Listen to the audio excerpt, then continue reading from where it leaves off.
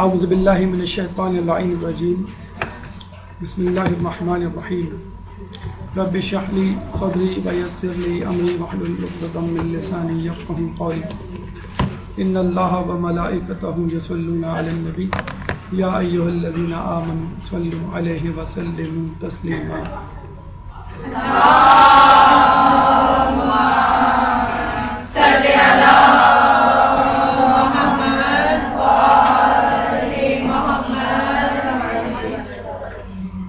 آج ہماری گفتگو کا عنوان ہے سیرت بی بی فضہ سلام اللہ علیہ۔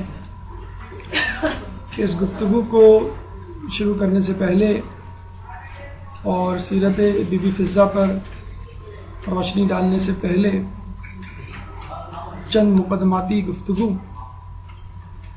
کہ یہ موضوع آپ کے لیے کیوں اہم ہے، اس کے بعد بی بی فضہ کا خاندانی پس منظر، پھر وہ کس طرح در اہل بیت پر حاضر ہوئیں، کس طرح اپنی فن کیمیا گری سے اہل بیت کی کوشش کی، مدد کرنے کی کوشش کی، اور انہوں نے کیا دیکھا، اہل بیت کے ساتھ رہتے ہوئے کن کرامات کی حامل بنی، ان کے تقوی میں، عبادت میں، علم میں کیسے اضافہ ہوا، قربت قرآن کس طرح حاصل ہوئی، اور خدمت اہل بیت کا سفر کربلا تک کس طرح جاری و ساری رہا۔ سب سے پہلے چند مقدماتی گفتگو، یقیناً آپ کے ذہن میں یہ سوال آ رہا ہوگا کہ بی بی فضہ کی شخصیت کو کیوں منتخب کیا گیا آج کی گفتگو کے لیے، لیکن اس سے پہلے یہ سوال آپ کے ذہن میں آنا چاہیے کہ سیرت معصوم کو پڑھنے کا، سننے کا کیا فائدہ ہے، اور اس سے بھی پہلے جو اہم ترین سوال ذہن میں جلوہ افروز ہوتا ہے وہ یہ کہ تاریخ کی اپنی کیا حیثیت ہے دینی علوم میں، اور اگر حیثیت ہے تو اس تاریخ سے کما حقہ فائدہ کیوں نہیں اٹھایا گیا۔ اپنے مقدمے میں پہلے بنیادی سوال کی طرف ہم چلتے ہیں کہ ہمارے نزدیک تاریخ کی کیا اہمیت ہے۔ قرآن و حدیث، قرآن و سنت، قرآن و عطرت کا جملہ، الفاظ اور معیار و میزان آپ کے اذہان سے ٹکراتے رہتے ہوں گے کہ یہی ایک معیار ہے جو رسول چھوڑ کے گئے تھے، تاریخ کہاں سے اس کے درمیان آ گیا۔ تو جان لیجئے قرآن کی آیات کی تحریف تو نہیں کی جا سکتی، تکذیب یا تنقید تو نہیں کی جا سکتی، ہاں تعویلات کئی کی جا سکتی ہیں، اور ان تعویلات میں وہی تعویل قریب ترین قرین قیاس اور صحیح ترین ہوگی جو احادیث سے تصدیق شدہ ہوگی۔ چنانچہ قرآن کو سمجھنے کے لیے انسان حدیث کا محتاج ہے۔ اب آئیے، حدیث کو سمجھنے کے لیے انسان کس کا محتاج ہے؟ حدیث ضعیف ہے یا صحیح ہے، مستند ہے یا غیر مستند ہے، اس کا دار و مدار اس راوی پر ہے جو اس حدیث کو روایت کر رہا ہے۔ اس راوی کے حالات آپ کو تاریخ کی کتابوں میں ملیں گے، اور اس پورے علم کو اسم الرجال کہا جاتا ہے، یعنی راویوں کا علم، اور یہی وہ علم ہے جو کہ درس خارج میں علماء و اعلام اپنی گفتگو کا محور و مرکز بناتے ہیں، اور راویوں کے حالات جاننے کے بعد اس نتیجے پر پہنچتے ہیں کہ کون سی حدیث لی جائے، کون سی حدیث کو مسترد کیا جائے۔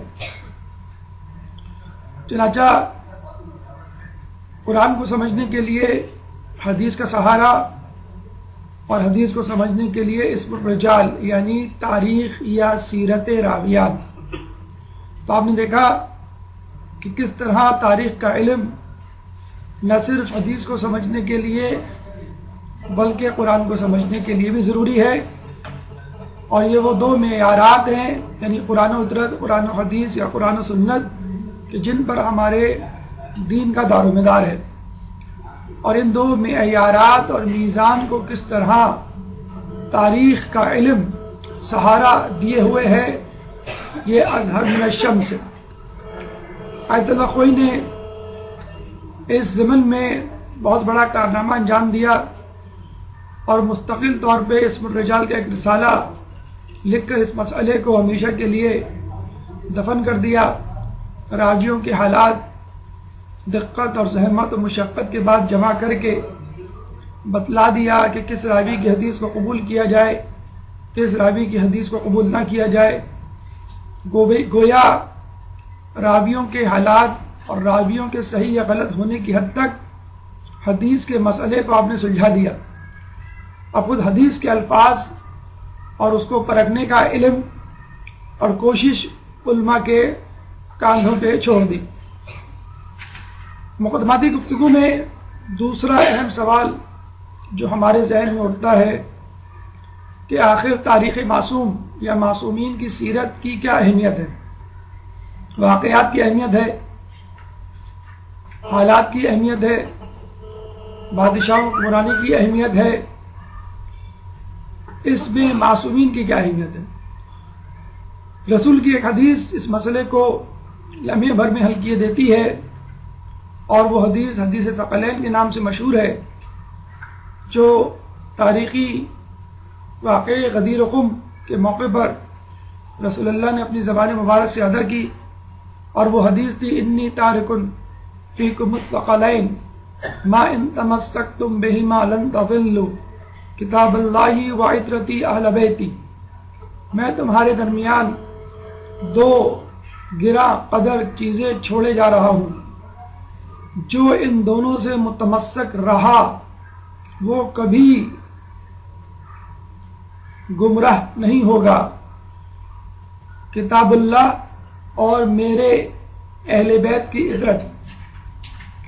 رسول اللہ نے لن تضلوا کا لفظ استعمال کیا ہے. لن ترانی میں جو لن استعمال ہوتا ہے وہ ہے کبھی نہیں والا، لم یا لما والا نہیں. تو یہ وہی لن ترانی والا لن تضلوا ہے کہ کبھی بھی گمراہ نہیں ہوگے جب تک ان سے متمسک رہو گے. اور وہ دو چیزیں کیا ہیں؟ کتاب اللہ فطرتی. اور دونوں ثقلین ہیں، دونوں اہم چیزیں ہیں، دونوں کو سنبھالنا ہے، پکڑنا ہے. اگر ایک کو سنبھالا دوسرے کو چھوڑ دیا تو بھی گمراہ، دوسرے کو سنبھالا پہلے کو چھوڑ دیا تو بھی گمراہ. لیکن ایک نقطہ، ایک اہم بات معصومین کی سیرت کو پڑھتے ہوئے ذہن میں مد نظر رکھنی چاہیے، جس کا اعادہ نقوش عصمت میں مولانا ذیشان حیدر جوادی نے مقدماتی گفتگو میں کیا کہ جب میں معصومین کی سیرت لکھنے بیٹھا تو میرے نزدیک تاریخ کا ایک سمندر ٹھاٹے مارتا ہوا معجزن تھا اور میری سمجھ میں نہیں آ رہا تھا کہ معصومین سے متعلق کس واقعے کو لوں، کس کو چھوڑوں. چنانچہ میں نے فیصلہ کیا ان واقعات کو ضبط تحریر لایا جائے کہ جو عملی اعتبار سے اہم ہے، جن سے کوئی عملی پیغام ملتا ہے اور جس کو پڑھ کر اور سن کر مومنین عملی زندگی میں استفادہ کر سکتے ہیں اور خود اپنی سیرت کو معصومین کی سیرت کے سامنے رکھتے ہوئے اس کو نکھار سکتے ہیں. چنانچہ انہوں نے ان واقعات کو اپنی کتاب نقوش عصمت میں جگہ دی کہ جس میں ہمارے لیے کچھ عملی پیغام تھے. چنانچہ لا حاصل بحثوں میں پڑھنے کی بجائے اگر ان واقعات کو لے لیا جائے کہ جن سے ہمارے مسائل حل ہوتے ہیں تو یہ ایک اہم ترین امر ہوگا جو ہم علم دین حاصل کرتے ہوئے انجام دے سکتے ہیں. تیسرا اہم سوال کہ ہم معصومین کی سیرت تو پڑھتے ہیں اور یقیناً ان کی سیرت اہم ہے، لیکن یہ غیر معصوم بیچ میں کہاں سے آ گئے؟ بی بی فضہ ہیں، عمبر ہیں، سلیمان فارسی ہیں، ابو ذر غفاری ہیں، مقداد بن اسود ہیں، مالک اشتر ہیں، حجر بن عدی ہیں، محسن تمار ہیں، وغیرہ وغیرہ. یہ غیر معصومین بیچ میں کہاں سے آ گئے؟ کیا معصومین کافی نہیں؟ تو اس کے لیے ایک بڑا اہم نعرہ، جواب، ضرب المثل یا بات جو اس وقت عوام میں گردش کرتی ہے وہ سنا دیا جائے تو آپ کو اندازہ ہو جائے گا کہ غیر معصوم کی تاریخ اور سیرت پڑھنا بھی کتنی زیادہ اہمیت کی حامل ہے. جب کسی شخص سے پوچھا جائے کہ آپ کی زندگی میں اہل بیت کی جھلک نہیں، آپ کی نمازیں، آپ کا روزہ، آپ کی عبادات میں وہ بات نہیں جو اہل بیت کی نماز، روزہ اور عبادات میں ہے، تو وہ شخص کہتا ہے کہاں وہ کہاں ہم. اور جب کہا جائے کہ مرنے کے بعد آپ کہاں جائیں گے تو وہ کہتا ہے جہاں وہ وہاں ہم. تو ایک طرف تو عملی زندگی میں آپ یہ دعویٰ کرتے ہیں کہ میرا ان امور سے کوئی تعلق نہیں کیونکہ یہ تو معصومین کے امور ہیں، یہ فرائض عبادات معصومین کی عبادات اور فرائض ہیں، اور پھر آپ جنت کے حقدار ہونے کا بھی دعویٰ کرتے ہیں. تو جنت بھی معصومین کے لیے، اس کو بھی ان کے لیے بخش دیں، چھوڑ دیں اور وہاں جانے کی ضرورت نہ کریں کہ وہ معصومین کے لیے بنائی گئی ہے. تو جب جزا میں، انعام میں اور کچھ لینے کے معاملے میں آپ معصومین کے پیچھے جاتے ہوئے نظر آتے ہیں تو کیوں نہ عملی زندگی میں اور فرائض و واجبات کی ادائیگی میں ان کی طرف دیکھتے ہوئے کیوں نہیں نظر آتے؟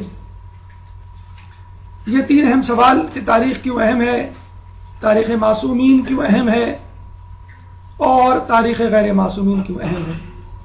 چوتھا اہم سوال یا چوتھا اہم نقطہ جس کی طرف آپ کی توجہ مبذول کرانا مقصود ہے وہ ہے تاریخ کی کرپشن. تاریخ وہ مضمون ہے کہ جس میں ہر کسی نے دستدرازی اور زیادتی کی ہے اور بے دھڑک قلم چلایا ہے. قرآن تو تھا نہیں کہ دل دھڑکنے لگے، حدیث تو تھی نہیں کہ ہاتھ کپانے لگے، تاریخ تھی جس نے چاہا جو چاہا لکھ ڈالا. اور اس خطا میں، اس لغزش میں وہ کچھ ہوا جو نہیں ہونا چاہیے، یعنی نااہل لوگوں کو اہل بنا دیا گیا اور اہل حقدار لوگوں کو نااہل قرار دے دیا گیا. جو برائی کے قابل تھے ان کی تعریف کے پل باندھے گئے اور جو تعریف کے قابل تھے ان کو پستی کے اندھیروں میں دھکیل دیا گیا. پچھلے دنوں او لیول کی ایک نئی کتاب جب منظر عام پر آئی تو اس کے لیے ایک افتتاحی تقریب مقامی ایمبیسی میں رکھی گئی اور وہاں پہ مصنف نے یہ کہا کہ اس کتاب کو لانچ کرنے کے لیے میں نے بڑی دقت اٹھائی اور یہ کتاب آکسفورڈ یونیورسٹی کی کیبنٹ سے، ان کے بورڈ سے 3-4 مرتبہ ریجیکٹ ہوئی، اور ایک مرتبہ ریجیکٹ ہونے کا فقط جواز یا دلیل یہ تھی کہ ان صاحب نے اس کتاب میں ائمہ پر کافی زیادہ کچھ تحریر کر دیا تھا. انہوں نے کہا کہ آپ نے جو کچھ 12 اماموں سے متعلق لکھا ہے اس کو کم کر کے 2 یا 3 صفحات پر مشتمل کر دیں، محیط کر دیں. تو چنانچہ مصنف نے مجبوراً، جن کا تعلق شیعہ مکتبہ فکر سے نہیں تھا اور انہوں نے ہمارے ائمہ سے متعلق بہت کچھ لکھنے کی کوشش کی، انہوں نے مجبوراً اس مواد کو کم کیا. تو یہ Oxford university press, Oxford university cabinet نے کیوں جرت کی کہ او لیول کی اسلامیات کی کتاب میں ہمارے ائمہ کا تذکرہ کم کیا جائے؟ یہ خود ہمارے تاریخ دانوں کی غلطی ہے کہ جس کی وجہ سے ان کو یہ اقدام کرنا پڑا. جب آپ ان لوگوں کو، ان بزرگوں کو اپنی صفوں میں جگہ نہیں دیں گے، اپنی کتابوں میں ان کا نام عزت و احترام سے نہیں لیں گے، تو پھر یہی کچھ ہوگا کہ جو بزرگان دین ہیں، جو رہنمائے دین ہیں، جو اسلام کو زندہ کرنے والے ہیں، ان کو پیچھے کر دیا جائے گا. جب آپ کربلا کے واقعے کو ہی متنازع بنانے پر تل جائیں گے تو امام حسین کی جنت کی سرداری کو کون ثابت کرے گا؟ تو تاریخ کی کرپشن کا بنیادی طور پہ آغاز خود مسلمانوں سے ہوتا ہے کہ انہوں نے اس تاریخ میں چیپٹر اور ابواب بندی کی تو وہ بادشاہوں کے اعتبار سے کی، کتابیں لکھی گئیں تو حکمرانوں کے حساب سے لکھی گئیں، ائمہ اولیاء اللہ بزرگان دین کے حوالے سے کتابوں کو اور تاریخ کے ابواب کو ترتیب نہیں دیا گیا، اور نوبت یہاں تک پہنچ گئی کہ تاریخ کے ادوار کو حکمرانوں کے ادوار سے یاد کیا جاتا ہے، بزرگان دین کے واقعات سے نہیں۔ اس کا نتیجہ یہ نکلتا ہے کہ اگر کوئی شخص غیر مطمئن ہو کر اپنے طور پر تاریخ کو کھنگالنا شروع کرے اور بنیادی حوالہ جاتی کتابوں کی طرف رخ کرے اور اپنے ٹائم پر کوئی فیصلہ کرنے کی کوشش کرے، اور اگر تھوڑا سا دانشور ہو تو خود سے کتاب لکھ جانے کی جسارت کرے تو لوگ اس پر فتوے لگانا شروع کر دیتے ہیں۔ ایسا ہی کام مولانا مودودی نے خلافت و ملوکیت لکھ کر کیا، اور ان کے احاطہ تحریر میں جب کچھ بزرگان دین کے کارنامے اور ان پر تنقید شامل ہوئی تو لوگوں نے آپ پر کفر کے فتوے لگائے۔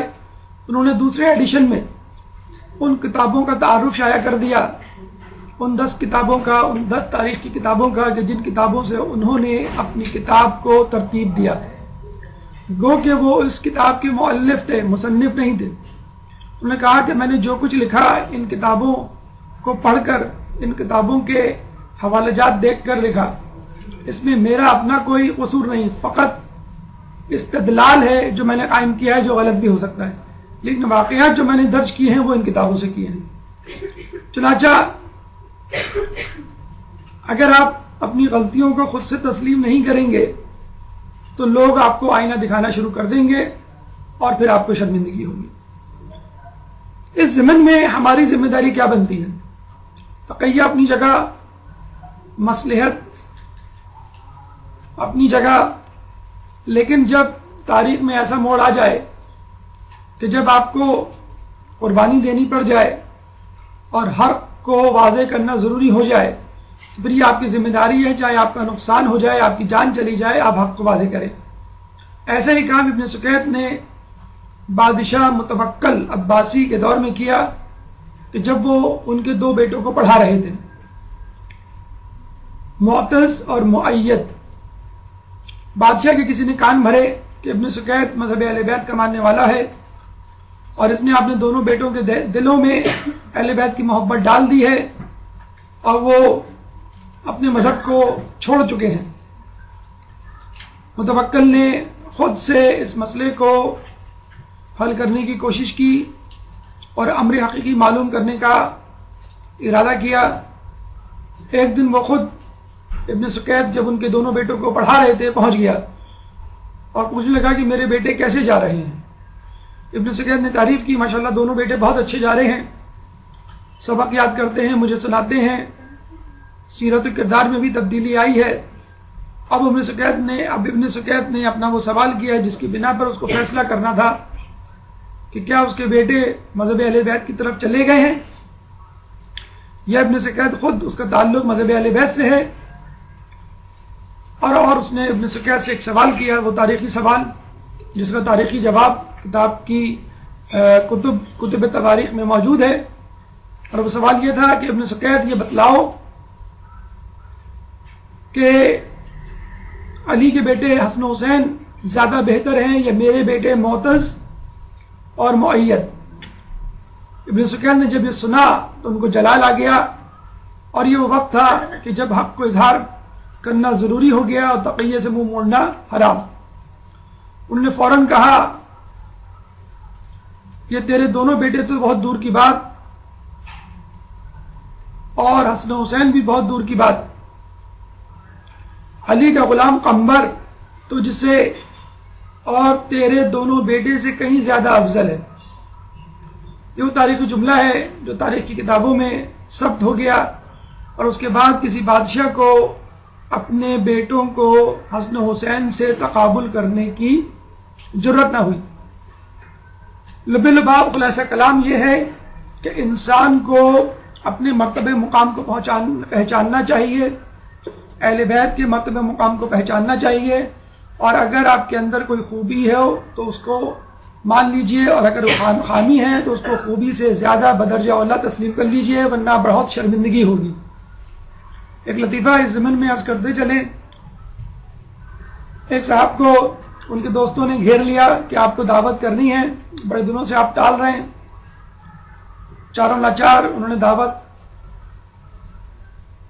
قبول کر لی، یعنی ٹھیک ہے ہم آپ کی دعوت کریں گے۔ مقرر دن مقرر وقت پہ لوگوں کو دوستوں کو بلا لیا۔ عین دعوت والے دن بیگم کو بتلایا تو وہ بہت ناراض ہوئی کہ آپ نے مجھے عین وقت پہ بتلایا، مہینے کی آخری تاریخیں ہیں، قرضوں میں جکڑ چکے ہیں، آپ کو ضرورت کیا تھی دعوت کرنے کی، اور گھر میں تو پکانے کو کچھ نہیں ہے سوائے دال کے۔ تو انہوں نے کہا کہ ایسا کرو، دال ہی پکا دو، لیکن کم از کم کچھ بہانہ تو بناؤ کہ میں اپنے دوستوں کو منہ دکھانے کے قابل رہوں۔ کہنے گا ٹھیک ہے میں ایسا کروں گی، جب کھانے کا وقت آئے گا تو دیگچی خالی گرا دوں گی، آپ پوچھئے گا ڈرائنگ روم سے کہ کیا گرا، میں کہوں گی قورمے کی دیگ۔ تھوڑی دیر بعد پھر دوسری خالی دیگچی گراؤں گی، آپ پوچھئے گا کیا گرا، میں کہوں گی اب بریانی گر گئی۔ اور جب تیسری مرتبہ وقت آئے گا کچھ گرنے کا تو آپ کہہ دیے گا بھائی اس سے پہلے کچھ گرے لے آؤ، جو بچا ہے کیا بچا ہے، تو میں کہوں گی دال بچی ہے، کہنے ٹھیک ہے کوئی بات نہیں دال ہی لے آؤ۔ کافی دیر گزر گئی، مہمان پہلو بدلتے رہے، کھانے کا وقت آیا تو کچن سے آواز آئی، لیکن خالی دیگ کی نہیں، بھری ہوئی دیگ کی۔ شوہر نے گھبرا کے پوچھا بیگم کیا گرا؟ بیگم کچن سے ڈرائنگ روم میں آئی، ہانپتے کانپتے روتے ہوئے بولی کیا گرنا تھا دال ہی گر گئی۔ کیا گرنا تھا دال ہی گر گئی، اتنی زیادہ پلاننگ کی آپ نے کوئی فائدہ نہیں ہوا۔ اگر آپ اپنا جسے کہتے ہیں کہ سراپا پہلے دیکھ لیجئے اور اپنی خامیوں کو پہلے تسلیم کر لیجئے تو پھر دوسروں کو انگلی اٹھانے کی نوبت نہیں آئے گی۔ اب آئیے بی بی فضہ کے حوالے سے اپنی گفتگو کا آغاز کرتے ہیں۔ سب سے پہلے ان کا خاندانی پس منظر، لیکن اس سے پہلے ایک صلوات۔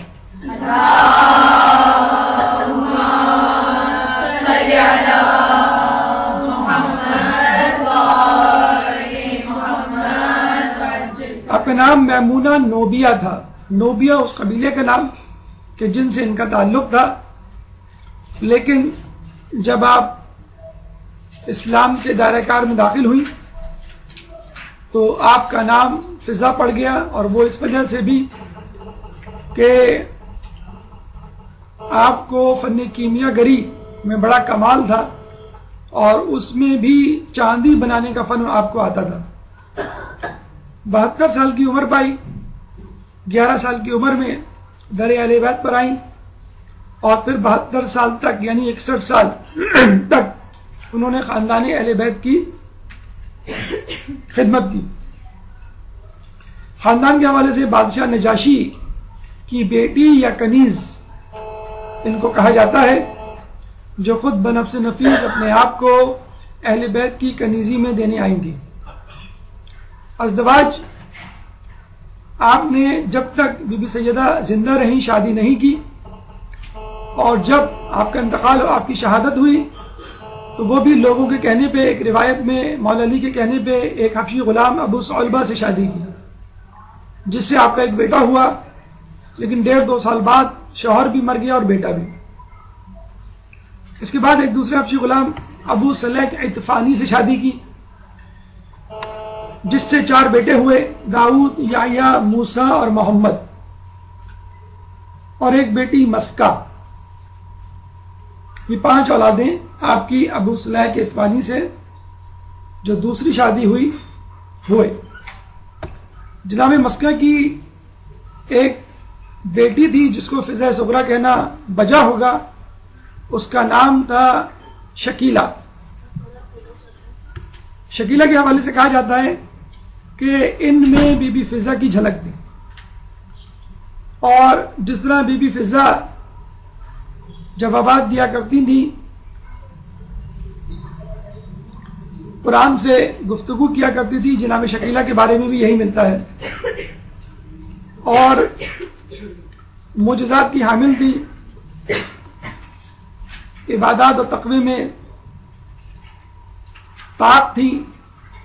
ایک دفعہ حج کے موقع پر سفر کے دوران قافلے سے بچھڑ گئی، ناقہ بیمار ہو گیا.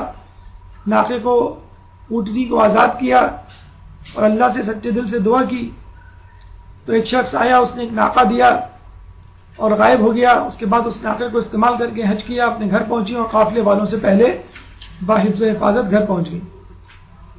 کسی نے آپ کو قرآن کی زبان میں گفتگو کرتے ہوئے دیکھا تو کہا کہ ہم نے تو ایک زمانے میں بی بی فضا کو سنا ہے قرآن کی زبان میں گفتگو کرتے ہوئے. تو آپ نے کہا کہ میں انہی کی نواسی ہوں. گفتگو کا تیسرا مرحلہ کہ بی بی فضا در اہل بیت پر کس طرح آئی. ایک صلوات پڑھتے محمد والے محمد.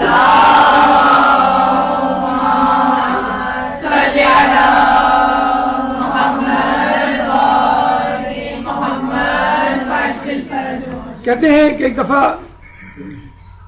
مولا علی نے بی بی کی حالت کو دیکھ کر، زحمت و مشقت کو دیکھ کر، ان کے ہاتھوں میں پڑے چھالوں کو دیکھ کر یہ کہا کہ تمہارے والد کے پاس کچھ غلام آئے ہیں، اگر تم چاہو ان میں سے ایک کنیز اپنے لیے لے لو. اچھا، یہ بتاتے چلیں کہ اس زمانے میں پسا ہوا آٹا نہیں ہوا کرتا تھا، گندم کو خود پیس کر آٹا بنانا پڑتا تھا اور بڑی بڑی بھاری بھاری پتھر کی چکیاں ہوتی تھی جن کو چلانا پڑتا تھا. آج کل کے زمانے کی طرح پکی پکائی روٹیاں، بلکہ اب تو روٹی میکر آ گیا ہے، اس سے آپ جو ہے شوہر حضرات بڑے آرام سے روٹی بنا سکتے ہیں. آٹا ڈالا اور دوسری طرف سے روٹی نکل آئی. تو تم جو ہے اپنے لیے کنیز مانگ لو. چنانچہ وہ مولا کے ساتھ گئیں، لیکن ہمت نہیں ہوئی کچھ کہنے کی. شرمندہ واپس آ گئی. دوسرے دن دوبارہ گئی. جب بابا سے کہا تو آپ نے کہا کہ دیکھو اس وقت مسجد نبوی میں 400 بھوکے افراد بیٹھے ہوئے ہیں، مجھے ان کے کھانے کا بندوبست کرنا ہے، ان کی ضروریات کو دیکھنا ہے. ان غلاموں کو بیچ کر مجھے ان کے لیے کچھ کرنا ہے، اور تمہارے حق کے کم ہونے کا اندیشہ نہ ہوتا تو میں تمہیں ایک کنیز دے دیتا، اور تم اپنے شوہر کے حق کی بابت قیامت میں کیا جواب دو گی اس کا خیال رکھو. یعنی آپ نے دیکھا کہ رسول اللہ نے دوسروں کو ترجیح دی بنسبت اپنی بیٹی کے. آپ نے دیکھا کہ فاطمہ کو انہوں نے سمجھایا کہ دیکھو تم اس بات کی زیادہ فکر کرو کہ تمہارے فرائض کیا ہیں بنسبت اس کے کہ تمہارے حقوق کیا ہیں. اپنی ذمہ داریوں کی طرف دیکھو، نہ کہ ان سہولیات کی طرف. یہ آج کل کی خواتین کے لیے بہت اچھا پیغام ہے کہ جب وہ سسرال جاتی ہیں شوہر سے ڈیمانڈ کرتی ہیں اور اپنے حقوق جتاتی ہیں کہ میرے لیے اتنے کپڑے، میرے لیے یہ کھانے، میرے لیے ایسا گھر، میرے لیے ایسی گاڑی اور میرے لیے یہ سہولیات، اور خود آپ کی اپنی ذمہ داری اس سے آپ کو آگاہی نہیں ہوتی. اور عمر گزریاتی یہی شکوہ کرتے ہوئے کہ تم نے مجھے کیا دیا، میں اس سے پہلے بہت عیاشی کی زندگی اور سہولت زندگی گزار رہی تھی.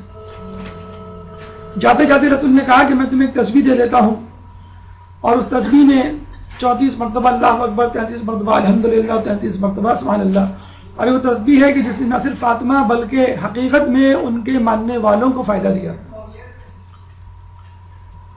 چنانچہ یہ تسبیح لے کر وہ جب آئے تو آج کل کے داماد اگر ہوتے تو یہی کہتے کہ تمہارے ابا کے پاس سب کچھ ہے، اگر وہ ہماری مدد کر دیتے تو کیا جاتا، مجھے اسکوٹر دلا دیتے، مجھے گاڑی دلا دیتے، مجھے جاب دلوا دیتے، یا مجھے قرض دے دیتے وغیرہ وغیرہ. تو اس طرح کی جملے بازی یا تان سے کام لیتا. لیکن مولا نے کیا فرمایا کہ دیکھو ہم تمہارے والد کے پاس دنیا کی چیز لینے گئے تھے اور اللہ نے ہمیں آخرت کا ثواب دے دیا. کتنا مبارک ہے یہ جوڑا کہ جو ہر حالت میں خوش رہنا جانتا ہے. اور پھر رستے ہی میں یہ آیت اتری وَإِمَّا تُعْرِضَنَّ عَنْهُمُ ابْتِغَاءَ رحمت من ربک ترجوها فقل لهم قولا میسورا. سورہ بنی اسرائیل آیت نمبر 28. وَإِمَّا تُعْرِضَنَّ عَنْهُمُ ابْتِغَاءَ، اور اگر تمہیں ان لوگوں سے پہلو تہی کرنی پڑے رحمت من ربک ترجوها، اس انتظار میں کہ تمہارے پروردگار کی طرف سے رحمت آئے، فقل لهم قولا میسورا، جس کے تم امیدوار ہو تو ان سے نرم انداز میں بات کرو. یعنی اگر تم کو امکان ہے کہ آج نہیں تو کل، کل نہیں تو پرسوں میرے پاس فراغت ہوگی، میرے پاس کچھ ایسی چیزیں آ جائیں گی کہ میں ان لوگوں کی مدد کر سکتا ہوں یا مدد کی حامی بھر سکتا ہوں جن کو آج میں انکار کر رہا ہوں، تو ایسے لوگوں کو نرمی سے سمجھاؤ، نرمی سے بات کرو تاکہ ان کے دل کو ٹھیس نہ پہنچے۔ رسول اللہ سمجھ گئے کہ اب میرے پاس کشائش یا فراغت یا کھلا ہاتھ آنے والا ہے، اور جب بی بی فضہ ان کے پاس آئیں تو آپ نے بی بی فضہ کو اپنی بیٹی کے حوالے کر دیا۔ یہاں پر ایک بات سمجھنے کی ہے کہ اگر رسول چاہتے تو پہلے دن ہی حوالے کرتے تھے، کیا ان کو وحی الہی کے طور پہ، علم غیب کے طور پہ اس کا علم نہیں تھا؟ گویا وہ بتلانا چاہ رہے تھے کہ دیکھو اگر میں پہلے دیتا تو لوگ الزام لگاتے اپنی بیٹی کی محبت میں دے دی کنیز، اور اب دی قرآن کی آیت اترنے کے بعد تو اب لوگوں نے کہا کہ قرآن کی آیت اتری تب دی۔ وما ينطق عن الهوى ان هو الا وحی یوحى۔ ایک درود پڑھ دے محمد والے محمد۔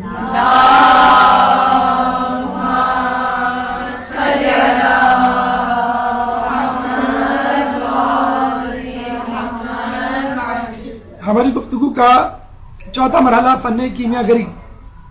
جب آپ در اہل بیت میں آئیں تو دیکھا کہ یہاں بہت خستہ حالی ہے، فقر و فاقہ ہے، پریشانی ہے، غربت ہے، بھوک و افلاس ہے۔ چنانچہ آپ نے اپنے فن کو، فن کیمیا گری کو استعمال کرنے کی ٹھانی۔ کہیں سے لوہا تلاش کیا، کچھ کیمیائی اجزاء اس کے ساتھ ملائے، آگ میں پگھلایا اور پھر اس کو چاندی میں تبدیل کر دیا۔ جب یہ تبدیل کر کر مولا علی کے پاس لے کر آئیں تو مولا علی نے ان سے کہا کہ ذرا یہ پتھر اٹھانا۔ انہوں نے نیچے پڑا ہوا پتھر اٹھایا، مولا نے اشارہ کیا اور وہ پتھر سونے کا بن گیا۔ بی بی فضہ بہت حیران ہوئی۔ ان کی حیرانگی میں اضافے کے لیے مولا نے کہا فضہ ذرا نیچے تو دیکھو، اور مولا نے جو ہے وہ اشارہ کیا تو نیچے ان کو چاندی اور سونے کے دریا بہتے ہوئے نظر آئے۔ تو یہ دریا بہتے ہوئے نظر آنے کا ایک اور جواز اور حکمت ہے کہ جو ہماری زمین ہے اس کا جو کور ٹمپریچر ہے، سینٹر آف دا ارتھ، وہ 3000 ڈگری سینٹی گریڈ تک ہے۔ جب اتنا ٹیمپریچر ہوگا تو سونا اور چاندی لکوڈ فارم میں ہوں گے، نہ کہ سالڈ فارم میں۔ اور یہ بات آیا ہے، مولانا نے پھر بی بی فضہ کی حیرانگی کو دور کرتے ہوئے کہا کہ دیکھو یہ فقر و فاقہ اختیاری ہے نہ کہ اجباری۔ ہم پہ کوئی جبر نہیں، مجبوری نہیں۔ اگر ہم چاہیں تو سونے چاندی میں کھیل سکتے ہیں، لوگوں کو عطا کر سکتے ہیں، لیکن ہم نے فقر و فاقہ کو اپنایا ہے اور اس دنیا کو اپنے سے دور رکھا ہے۔ اور یہ بات ذہن میں رکھے کہ خود رسول اللہ کو جب کہا گیا کہ آپ نبوت بادشاہت کے ساتھ کریں گے یا فقیری کے ساتھ، تو رسول اللہ نے بادشاہت کو ٹھکرا دیا۔ حالانکہ بڑا آسان کام تھا بادشاہت کے ساتھ نبوت کو چلانا۔ سلیمان علیہ السلام سے کم کی تو بادشاہت نہ ملتی ان کو، لیکن انہوں نے اپنے لیے زحمت و مشقت برداشت کی۔ اور خود رسول اللہ کیا، امام حسین کو کہا گیا کربلا کے میدان میں کہ آپ کو فتح چاہیے یا شہادت؟ چاہتے تو فتح لے لیتے، اپنے گھر والوں کو قتل و غارت اور ذلت جو ظاہری طور پر ان کے ساتھ روا رکھی گئی، چھٹکارا مل جاتا اور فتح یاب ہوتے اپنے دشمن پر، لیکن شاید اسلام کی وہ سربلندی حاصل نہ ہوتی جو شہادت کی صورت میں حاصل ہوئی۔ ہمیں کیا پیغام ملتا ہے رسول اللہ کی اس بے نیازی، مولا علی کے زہد اور امام مظلوم کی اس مظلومیت سے؟ دیکھیں ان تمام باتوں پر، سونا چاندی، دنیا اور کائنات پر تصرف ہونے کے باوجود فقر و فاقہ پر آدمی کیوں قائم رہتا ہے؟ چھوٹا سا واقعہ سنیے۔ ایک شخص مولا علی کے پاس آیا اور کہنے لگا میں فقر و فاقے کا شکار ہوں، میرے لیے کچھ کیجیے۔ مولا نے پتھر اٹھا کے اس کے ہاتھ میں رکھ دیا اور وہ سونا بن گیا۔ خوشی خوشی گیا، سونے کو بیچا، اپنی ضروریات پوری کی۔ پھر کچھ دنوں بعد آیا، کہنے لگا مولا پھر دوبارہ فقر و فاقے کا شکار ہوں، کچھ کیجیے۔ مولا نے پتھر اٹھا کے اس کے ہاتھ میں رکھا، پھر وہ سونا بن گیا۔ پھر خوشی خوشی بازار گیا، اس کو بیچا، اپنی ضرورت کو پورا کیا۔ کچھ دنوں بعد خود آیا، دوبارہ آیا، کہنے لگا مولا مجھے بار بار آتے ہوئے شرمندگی ہوتی ہے، کیوں نہ آپ سونا بنانے کا فن مجھے سکھا دیں۔ مولا نے کہا کہ تمہیں اس کے لیے میرے ساتھ کچھ دن رہنا پڑے گا۔ وہ تیار ہو گیا، کچھ دن رہنے کے بعد جانے لگا تو مولا نے کہا کہ میں نے تمہیں ابھی سونا بنانے کا فن تو سکھایا نہیں۔ تو اس شخص نے کہا کہ اب مجھے اس کی ضرورت نہیں، جو در اہل بیت پہ آ کے رک جائے اور ان کی اصل منزلت کو دیکھ لے، پر پھر اس کے سامنے سونا چاندی بچوں کے کھلونے سے زیادہ حیثیت نہیں رکھتے، اس کے لیے سونا چاندی اور پتھر برابر ہوتے۔ رسول کے ساتھ ایک صحابی جا رہے تھے، رستے میں پتھر نظر آیا، رسول کے صحابی نے کہا کہ میرے سامنے سونا اور پتھر برابر ہے۔ تو رسول نے کہا اب تم آزاد مرد ہو، یعنی آزاد ہو اپنی خواہشات سے، اپنی تمناؤں سے، اپنے نفس سے، دنیا کی محبت سے، ہر قسم کے ظلم و ستم سے، مشکلات سے، وسوسوں سے۔ ایسا انسان جس کے سامنے دنیا کی کوئی عزت نہ ہو وہ آزاد ہوتا ہے۔ امام کو ایک بادشاہ نے کہا کہ آپ مجھ سے ڈرتے کہ نہیں، کیوں نہیں؟ امام نے کہا کہ نہ میرے پاس دنیا ہے جس کے چلے جانے کا خوف ہو، اور نہ تیرے پاس آخرت جس کی مجھے ملنے کی امید ہو۔ تو ایسے لوگ دنیا کو کھلونے سے زیادہ حیثیت نہیں رکھتے، لیکن کچھ لوگوں کو یہ مل جائے تو وہ اس کو کرتب بازی میں تبدیل کر دیتے۔ ایک شخص کو جس کو کرامت حاصل ہوئی تھی نئی، رجب علی خیاط کو ناشپاتی ہاتھ میں دے کر اترانے لگا کہ وہ ناشپاتی سونا بن گئی۔ رجب علی خیاط نے وہ ناشپاتی دوبارہ اس کے ہاتھ میں رکھی، یعنی سونا وہ دوبارہ ناشپاتی بن گیا، اور کہا کہ ایمان کو اپنی خدا کی رضا حاصل کرنے کے لیے استعمال کرو، کرتب بازی کے لیے نہیں۔ سائنسی پہلو دیکھتے ہیں اس کا کیا ہے، یعنی کام کی بات ذرا کہ سونا کیسے بنایا جائے۔ دیکھیں، آپ نے پیریوڈک ٹیبل میں پڑھا ہوگا کہ ہر ایلیمنٹ کا ایک ایٹامک نمبر ہوتا ہے، اور اس ایٹامک نمبر سے وہ پہچانا جاتا ہے۔ اگر ایٹامک نمبر تبدیل کر دیا جائے تو وہ ایلیمنٹ اور اس کے فیچرز چینج ہو جاتے ہیں۔ اور ایٹمی نمبر کیا ہے؟ دراصل پروٹون کی تعداد، number of protons in the nucleus. Atom 3 ذروں سے مل کر بنتا ہے، proton, neutron, electron. Atomic number depends upon the number of proton present in the nucleus. جتنے پروٹون ہوں گے اسی حساب سے وہ مادہ ہوگا۔ گولڈ کا ایٹمک نمبر 79 ہے، یعنی number of protons in the nucleus are 79۔ Silver کا پروٹون نمبر 47 ہے، number of protons present in the nucleus 47۔ Iron کا پروٹون نمبر 26 ہے، number of protons present in the nucleus is are iron 26۔ اب آپ iron کے 26 proton میں 21 proton مزید داخل کر دیں تو it will change into silver by it self. Proton کی تعداد ہی تو بڑھانی ہے آپ کو۔ اسی طرح سلور کے ایٹم میں 32 پروٹونز آپ داخل کر دیں، that will change into gold. یہ ہے سمپل طریقہ پروٹون داخل کر کے گولڈ بنانے کا۔ اس سے بھی آسان طریقہ کیا ہے؟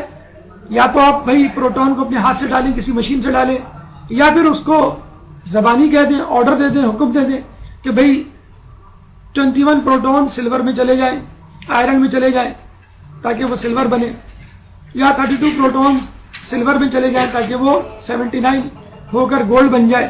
اب آپ کہیں گے سر کہنے سے اگر ہونے لگتا تو سب کے پاس سونا ہوتا، تو مجھے بتائیے کہ اللہ تعالیٰ نے کن کہہ کر یہ کائنات نہیں بنائی؟ کہہ کر ہی تو کائنات بنائی ہے۔ اب آپ کہیں گے بھائی اللہ تو کہہ کر کائنات بنا سکتا ہے یا کچھ بھی بنا سکتا ہے، انسان کیسے بنائے؟ ارے کہنا تو دور کی بات ہے، اشارہ ہی کافی ہے۔ بی بی فضا ایک دفعہ شمعون یہودی کے پاس گئیں۔ شمعون یہودی نے کہا کہ فضا تو در اہل بیت پہ مفلسی کی زندگی کیوں گزار رہی ہے؟ میرے پاس آ، میرے پاس لذیذ کھانے ہیں، نرم بستر ہے، زرق برق لباس ہے، عالی شان محل ہے۔ تو فضا نے کہا یہ چیزیں تو میرے پاس پہلے سے موجود ہیں۔ وہ بڑا پریشان ہوا کہ کیسے موجود ہے؟ تو فضا نے کہا کہ میں چاہوں تو تیرے گھر کی دیوار سونے کی بن سکتی ہے۔ بی بی فضا نے فقط ہاتھ اٹھا کے اشارہ ہی کیا تھا، وہ دیوار سونے کی بن گئی۔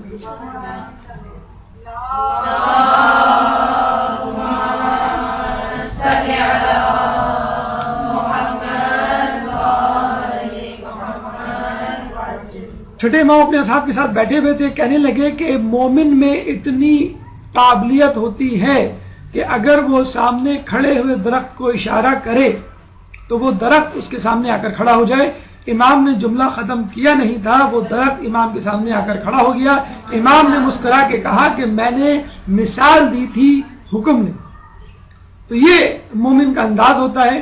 اگر مومن چاہے تو کہنا تو درکنار, فقط اس کے اشارے سے چاند 2 ٹکڑے ہو سکتا ہے, بشرط یہ کہ وہ اللہ کی رضا میں اپنی رضا کو شامل کر دے. اور یہاں پر یہ حدیث ہمیں یاد آتی ہے, حدیث قدسی کہ انسان میں نے پوری کائنات تیرے لیے خلق کی ہے اور تجھے اپنے لیے.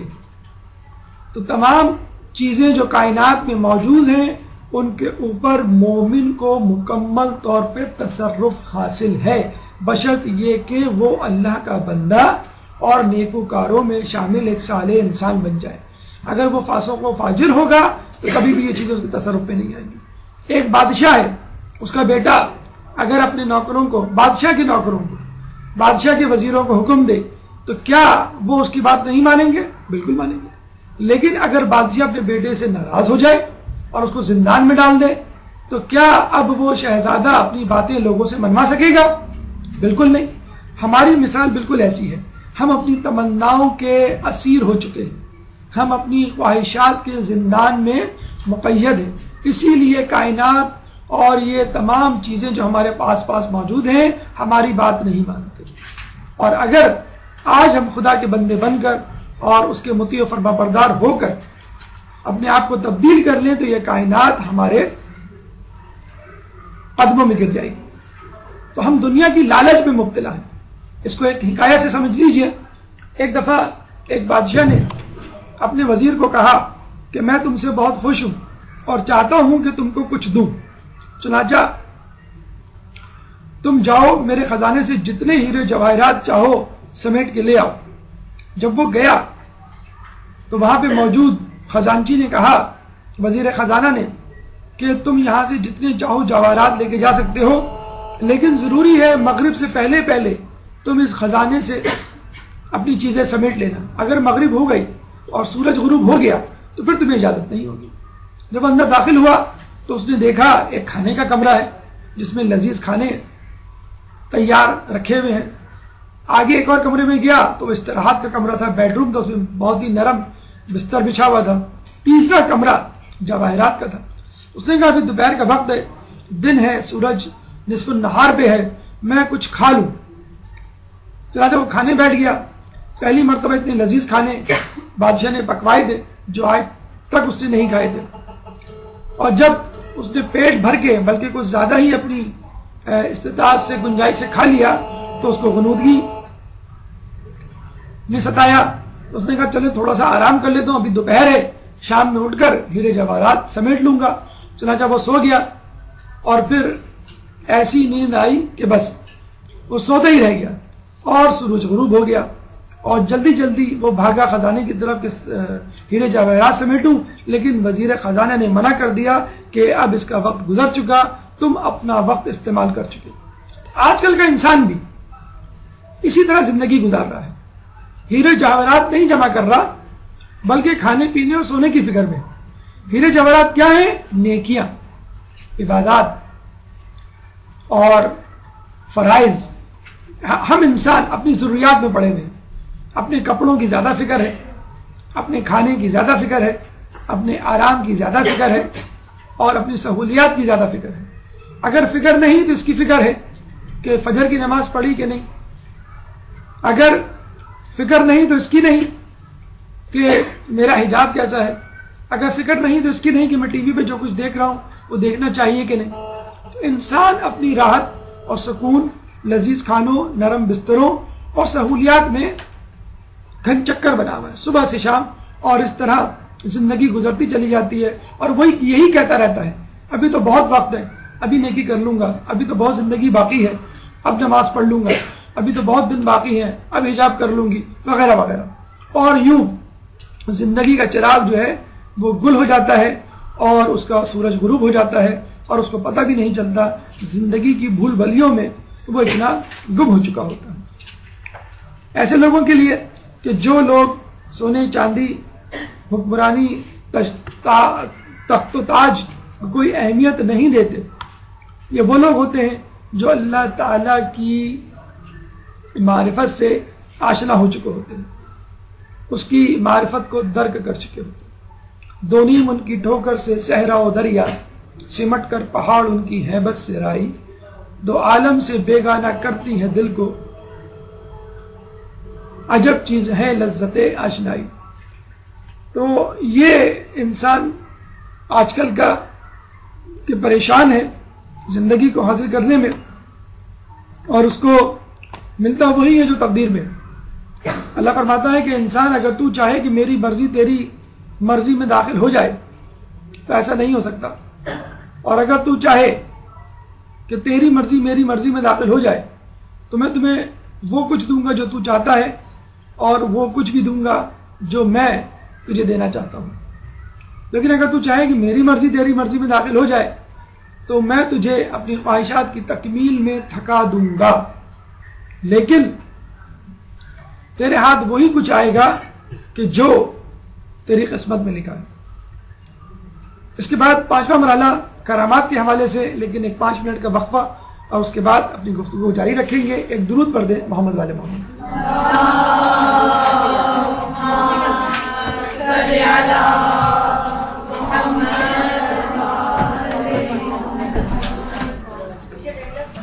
بسم اللہ الرحمن الرحیم. گفتگو کا 5واں مرحلہ بی بی فضہ کی کرامات کے حوالے سے. آپ نے دیکھا کہ بی بی فضہ جب آئی تھی تو چاندی بنانے کا فن جانتی تھی, اور جب اہل بیت کے خاندان کو ان کی رہنمائی کو اختیار کیا تو سونا بنانے کے فن کو نہیں جانا بلکہ سونا بنانے کی کرامت کو اختیار کیا, حاصل کر لیا. فن آنا ایک الگ بات ہے اور کرامت کا حامل ہونا ایک الگ بات ہے. فن کا مطلب یہ ہے کہ آپ نے خود سے حاصل کیا, آپ کا پروردگار آپ سے راضی ہے یا نہیں آپ کو نہیں معلوم. لیکن کرامت کا مطلب یہ ہے کہ اللہ آپ سے راضی بھی ہے, اس لیے تو اس نے یہ کرامت دی ہے. تو تقویٰ پرہیزگاری حاصل کر کے انسان اگر کوئی کرامت حاصل کرے وہ اس فن سے بہتر ہے جو تقوی کے بغیر اس کے پاس آ جائے. پھر ہمیں یہ بھی ملتا ہے کہ ایک دفعہ رسول اللہ کی دعوت کی بی بی سیدہ نے, دعوت کے بعد جانے لگے تو مولا نے کہا کہ کل میری طرف سے دعوت ہے. رسول اللہ دوسرے دن آئے, دعوت کے بعد جانے لگے, امام حسن نے کہا کہ کل میری طرف سے دعوت ہے. تیسرے دن آئے, دعوت کے بعد جانے لگے تو امام حسین نے کہا کل میری طرف سے دعوت ہے. جب چوتھے دن آئے, دعوت کے بعد جانے لگے, دروازے سے گزر رہے تھے, بی بی فضہ کھڑی ہوئی تھی, انہوں نے آہستگی سے کہا کہ کل میری طرف سے دعوت ہے. اچھا رسول کہہ سکتے تھے کہ بس ٹھیک ہے گھر والوں کی طرف سے ہو گئی, تم یہاں کی کنیز ہو, تمہاری دعوت بھی اس میں ہو گئی, لیکن کہا کہ ٹھیک ہے میں آؤں گا. 5ویں دن آئے تو اہل بیت بڑے حیران ہوئے, خیریت؟ آپ نے کہا کہ آج فضہ نے میری دعوت کی ہے. اب مولا علی بڑے حیران پریشان ہوئے اور بی بی فضہ سے کہا کہ آپ ہمیں بتلا دیتی تو ہم کچھ انتظام کر دیتے تو عام کا. انہوں نے کہا کہ کوئی بات نہیں, انشاءاللہ انتظام اللہ کر دے گا. اندر کمرے میں گئی, مصلی بچھایا, نماز پڑھنے لگی, سجدے میں جا کے دعا کی گڑ گڑا کر کہ اللہ تیرے محبوب کی دعوت کی ہے, میری عزت کی لاج رکھ لینا. اور پھر کچھ دیر بعد دیکھا کہ جنت سے طعام رسول اللہ کے لیے آیا.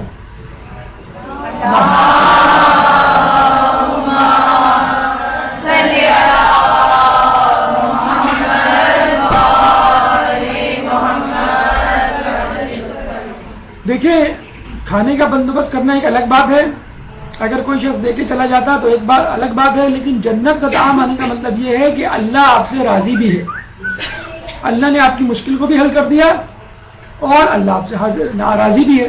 تو یہ ہے بی بی فضہ کی ترقی اور رتبے میں اضافہ کہ جو در اہل بیت پر آنے کے بعد ہوئی. پہلے فن کیمیا جانتی تھی, اب کرامت ذہب یعنی سونا بنانے کی کرامت کی حامل ہے. پہلے جو ہے وہ نجاشی کے دربار میں تھی اور وہی کچھ کھاتی تھی جو نجاشی دیتا تھا. اب اہل بیت کے گھر میں ہیں اور کھانے جو ہیں وہ جنت سے آ رہے ہیں. جب ہی رسول اللہ نے کہا تھا کہ خدا کا شکر ہے کہ جو مفہوم روایت کا ہے کہ اس نے میری بیٹی کی کنیز کو مریم بنت عمران کا سا درجہ دیا. ہم یہاں اس تنازع میں پڑے ہوئے ہیں کہ بی بی سیدہ کا درجہ زیادہ یا بی بی مریم کا. وہ اپنے زمانے کی عورتوں کی سردار, بی بی تمام زمانے کی عورتوں کی سردار. اس جھگڑے کو چھوڑیے, اس بات کا فیصلہ کیجئے کہ بی بی مریم کا رتبہ زیادہ یا بی بی فضا کا, کیونکہ دونوں کے لیے جنت سے طعام آئے خدا کی طرف سے. چھٹا مرحلہ بی بی فضا کا تقویٰ. جو بی بی فضا کو یہ کرامات حاصل ہوئی, یہ مرتبہ حاصل ہوا, یہ ان کا تقویٰ تھا جس کی وجہ سے ان کو یہ تمام چیزیں حاصل ہوئی. ایک واقعہ جو آپ تمام لوگ سنتے ہیں, سورہ دہر کا شان نزول. حسن حسین بیمار ہوئے تو آپ نے رسول اللہ نے بی بی سیدہ سے کہا کہ تم لوگ نظر مان لو. چنانچہ نظر مانی گئی 3 روزوں کی.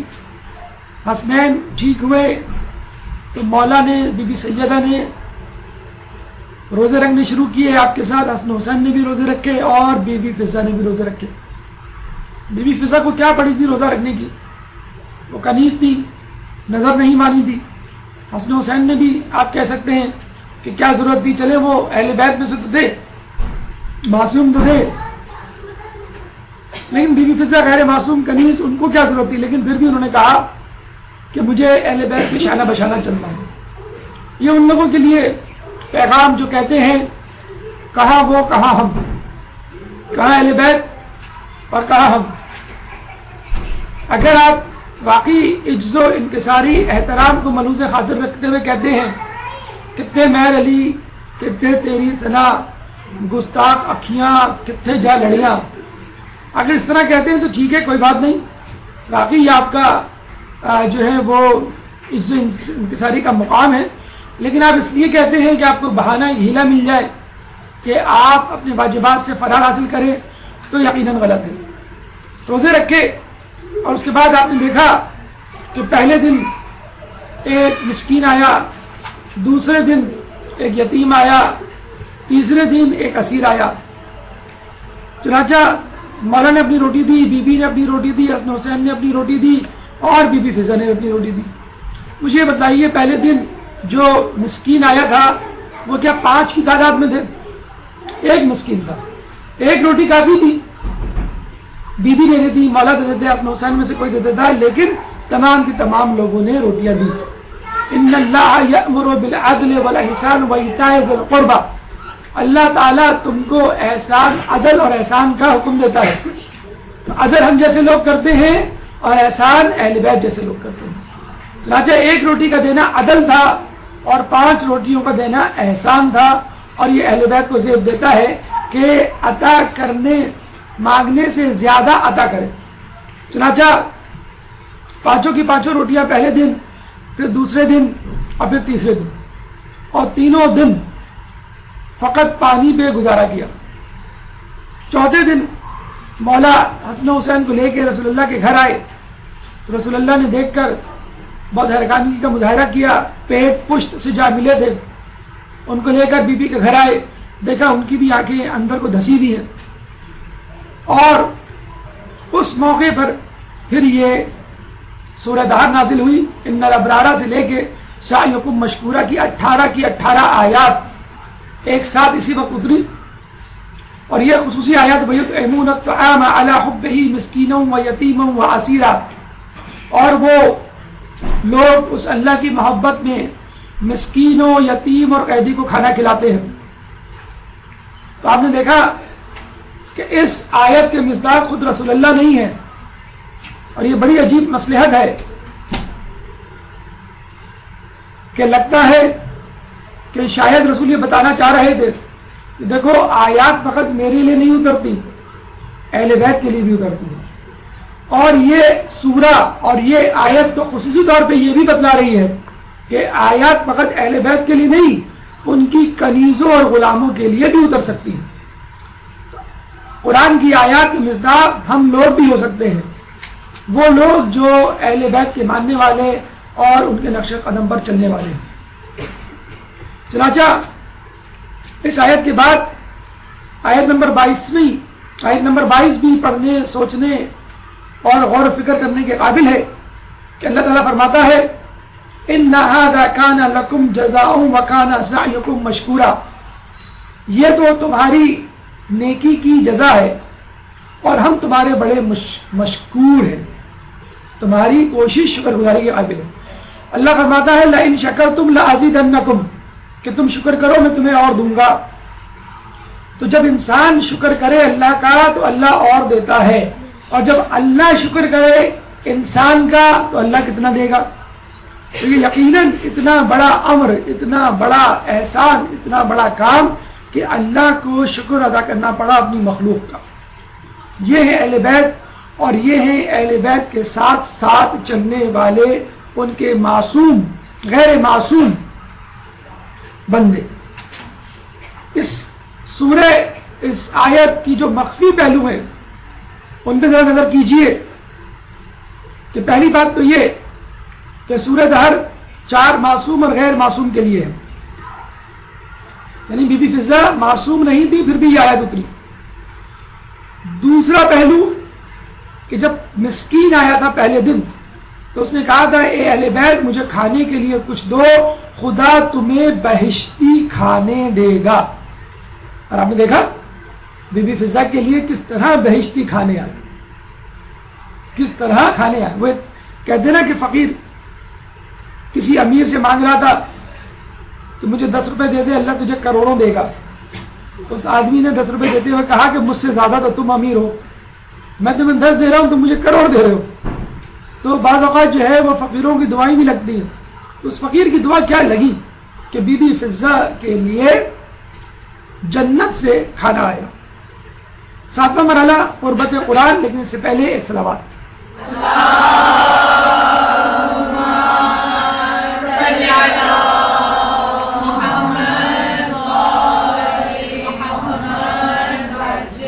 دیکھیں ہمارے یہاں مساوات کا بڑا دعویٰ کیا جاتا ہے، نعرہ لگایا جاتا ہے، لیکن حقیقت میں مساوات آپ کو کہیں نظر نہیں آئے گی۔ امریکہ میں گورے اور کالوں کی مساوات کا چکر ابھی تک چل رہا ہے، تعصب ابھی بھی جاری ہے۔ ساؤتھ افریقہ میں کچھ سال پہلے تک تو ووٹ ڈالنے کا حق ہی نہیں تھا۔ پھر نوکروں کے ساتھ جو رویہ اختیار کیا جاتا ہے، چاہے وہ مشرق ہو یا مغرب ہو، نوکروں کو چھوڑیے، حکمرانوں کے بچے الگ اسکول میں پڑھتے ہیں اور عوام کے بچے الگ اسکولوں میں پڑھتے ہیں۔ حکمرانوں کے لیے الگ ہاسپٹل ہوتے ہیں اور عوام الناس کے لیے سول جگہ جیسے ہاسپٹل ہوتے ہیں۔ حکمرانوں کے لیے منرل واٹر ہوتا ہے اور غریبوں کے لیے جوہر کا پانی ہوتا ہے۔ حکمرانوں کے لیے الگ تعلیم ہوتی ہے اور بچوں کے لیے، عوام الناس کے بچوں کے لیے ایک الگ تعلیم ہوتی ہے۔ بی بی فضہ کنیز تھی، اگر وہ چاہتی بی بی سیدہ تو یہ کہہ سکتی تھی بھائی تم اپنے کام سے کام رکھو، جس کام کے لیے آئی ہو بس وہی کام کرو، لیکن ایسا نہیں کیا۔ ان کو تعلیم بھی دی، ان کی تربیت بھی کی، اور اتنا بہتر قاری قرآن، حافظ قرآن، معلم قرآن بنایا کہ آج تک ان کو دنیا متکلمہ قرآن یا معلمہ قرآن کے حوالے سے یاد رکھتی ہے۔ 20 سال اور ایک روایت کے مطابق 30 سال تک آپ نے قرآن کے لہجے میں قرآن کی آیات میں گفتگو کی۔ ایک واقعہ بڑا دلچسپ آپ کی معلومات کے لیے، ایک دفعہ وہ جا رہی تھی حج بیت اللہ کے ارادے سے، قافلے سے بچھڑ گئی۔ ایک شخص وہاں سے گزرا اور پوچھا کہ آپ کون ہیں؟ آپ نے جواب دیا بقل سلام فسوف یعلمون، سلام کہو بس تمہیں انہیں معلوم ہو جائے گا، یعنی اس کو چاہیے کہ پہلے وہ سلام کرتا۔ پھر اس نے کہا آپ یہاں کیسے آ گئی؟ آپ نے کہا وَمَن يَهْدِ اللَّهُ فَمَا لَهُ مِن مُضِلٍّ، جس کی ہدایت اللہ کرے اسے گمراہ کرنے والا کوئی نہیں۔ کہنے کا مطلب یہ ہے کہ میں اپنے قافلے سے بھٹک کر یہاں آ گئی۔ پھر اس نے پوچھا، اس کو شک ہوا کہ کوئی جن بھوت پریت تو نہیں کہ آپ جنوں میں سے ہیں یا انسانوں میں سے؟ تو آپ نے قرآن کی آیت پڑھی یا بنی آدم خذوا زینتکم، اے نبی آدم، اے بنی آدم، اپنے آپ کو سجائے رکھو، یعنی میں بنی انسان میں سے ہوں۔ پھر اس نے پوچھا آپ کہاں سے تشریف لائیں؟ تو آپ نے جواب دیا ینادون من مکان بعید، میں دور دراز مقام سے پکارے جاتے ہیں، یعنی وہ کسی ارب و جوار کی رہنے والی نہیں تھی، یہیں کی باسی نہیں تھی، بلکہ کہیں دور سے آئی تھی، مسافر تھی۔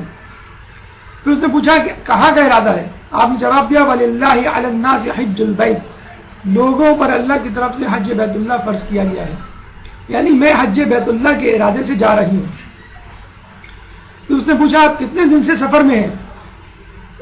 آپ نے کہا بَلَقَدْ خَلَقْنَا السَّمَاوَاتِ وَالْأَرْضَ وَمَا بَيْنَهُمَا فِي سِتَّةِ أَيَّامٍ، اور بتحقیق ہم نے آسمانوں اور زمینوں کو اور جو کچھ ان دونوں کے مابین ہے ان کو 6 دنوں میں تخلیق کیا، پیدا کیا، یعنی 6 دنوں سے وہ مسلسل سفر میں تھی۔ پھر اس نے کہا کہ آپ کچھ کھائیں گی؟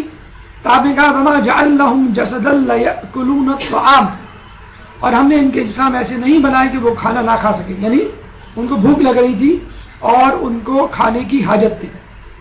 پھر اس نے پوچھا آپ، یعنی وہ پھر کھانے کے بعد اونٹ پر سوار ہو گیا اور یہ پیدل تھی، چنانچہ اونٹ بنسبت انسان کے تیز چلتا ہے، وہ پیچھے رہ گئی، تو اس نے پیچھے مڑ کے کہا کہ آپ ذرا تیز تیز قدموں سے چلیں۔ تو بی بی نے کہا لا یکلف اللہ نفسا الا وسعها، اللہ کسی کو اس کی وسعت سے زیادہ تکلیف نہیں دیتا۔ پھر وہ سمجھ گیا کہ یہ بیچاری پیدل ہے، میں اونٹ پر ہوں، اچھا نہیں لگتا۔ اس نے کہا آپ بھی میرے ساتھ اونٹ پر بیٹھ جائیں۔ تو آپ نے کہا لو کان فیہما آلہۃ الا اللہ لفسدتا، اگر زمین و آسمان میں اللہ کے سوا کوئی اور خدا ہوتا تو دونوں کا نظام برباد ہو جاتا، یعنی ایک اونٹ پر ہم دونوں کا بیٹھنا مناسب نہیں۔ چنانچہ وہ سمجھ گیا اور وہ نیچے اتر گیا اور کہا کہ آپ اونٹ پر سوار ہو جائیں۔ جب وہ اونٹ پر بیٹھی تو انہوں نے کہا سبحان الذی سخر لنا ھذا وما كنا له مقرنین، پاک ہے وہ ذات جس نے یہ سواری ہمارے لیے مسخر کی۔ پھر رستے میں اس نے پوچھا کہ جس قافلے سے آپ آئی ہیں اس قافلے میں آپ کا کوئی واقف کار اس وقت موجود ہے؟ تو آپ نے کہا یا داؤد انا جعلناک خلیفۃ فی الارض، اے داؤد ہم نے تم کو زمین میں خلیفہ مقرر کیا، یہ ان کے پہلے بیٹے کا نام۔ پھر کہا وما محمد الا رسول، اور حضرت محمد نہیں ہے مگر پیغمبر، محمد یعنی ان کے دوسرے بیٹے کا نام۔ یا یحییٰ خذ الکتاب، اے یحییٰ کتاب کو مضبوطی سے پکڑو، یحییٰ یعنی ان کے تیسرے بیٹے کا نام۔ یا موسیٰ انی انا ربک، اے موسیٰ بے شک میں تمہارا رب ہوں، موسیٰ ان کے چوتھے بیٹے کا نام۔ اور اس نے مزید تصدیق کے لیے پوچھا کہ کیا یہ آپ کے بیٹے ہیں؟ تو آپ نے جواب دیا المال والبنون زینت الحیات الدنیا، مال اور اولاد زندگانی دنیا کی زیب و زینت ہے۔ اور وہ سمجھ گیا کہ یہ ان کے بیٹے ہیں، اور جب وہ ان کو قافلے سے ملانے لے گیا اور ان کے چاروں بیٹے آئے تو بی بی فضہ نے اپنے بیٹوں کو دیکھ کر کہا یا ابت استاجرہ ان خیر من استاجرت القوی الامین، اے ابا اس کو اجرت پہ رکھ لیجئے، کیونکہ اچھا مزدور جسے آپ اجرت پر رکھیں وہی ہے جو طاقتور بھی ہو اور امانت دار بھی ہو۔ یعنی وہ چاہ رہی تھی کہ اس شخص کو میری حفاظت، سواری، بہم پہنچانے اور غذا فراہم کرنے کے طور پہ کچھ اجرت دے دی جائے۔ جب انہوں نے اجرت دی تو انہوں نے کہا کہ تھوڑی سی اجرت میں اضافہ کر دیا جائے، اور آپ نے کہا واللہ یضاعف لمن یشاء، خدا جس کے لیے چاہتا ہے اور بڑھا دیتا ہے، یعنی دگنا کر دیتا ہے۔ اور اس طرح انہوں نے یعنی ان کے بیٹوں نے اس اجرت کو دگنا یا زیادہ کر دیا۔ تو آپ نے دیکھا کہ بی بی فضہ نہ صرف خدمت میں مشغول رہی بلکہ تعلیم قرآن کا سلسلہ بھی جاری رکھا۔ یہ ہمارے لیے، ہماری اولادوں کے لیے، ہمارے نسلوں کے لیے ایک نصیحت ہے، ایک پیغام ہے کہ ہم انگلش کے جملے یاد کر لیتے ہیں اور دوسرے لوگوں کو گانوں کے بول، اشعار، لغو، لہو و لعب پہ مشتمل گانے یاد ہو جاتے ہیں، تو کیوں ہم کو آیات قرآنی نہیں یاد ہوتی؟ قرآنی آیات جو ہماری روزمرہ کی زندگی کے معمولات سے بہت زیادہ لگا کھاتی ہوں، اس سے استفادہ کیا جا سکتا ہو، اگر ایک آیت روزانہ بھی یاد کریں تو بھی آپ کو پورے سال میں 365 آیات یاد ہو جائیں گی، یعنی تقریباً دن بھر میں ہونے والے تمام امور سے متعلق کوئی نہ کوئی آیت. کتابیں موجود ہیں موضوعاتی آیات کے نام سے. اگر آپ اپنے بچوں کو خصوصی طور پہ چھوٹی چھوٹی آیات اپنے بچوں کو یاد کروائیں اور ان سے پریکٹس کے طور پہ پوچھیں, خود اپنے طور پہ بھی یاد کریں, تو روزانہ صرف ایک آیت آپ بھی اس کا ورد کریں. کھانا پکاتے ہوئے خواتین کے لیے بہت پلینٹی آف ٹائم ہوتا ہے, تو بجائے اس کے کہ وہ ساس نندوں کی باتوں کو سوچیں, ان باتوں کو اپنا شعار بنائیں, ان کی تکرار کریں, ان کو ذہن میں بار بار لائیں. ہماری گفتگو کا 8واں مرحلہ بی بی فضہ کی خدمت در کربلا. ایک درود پڑھ دے محمد علیہ.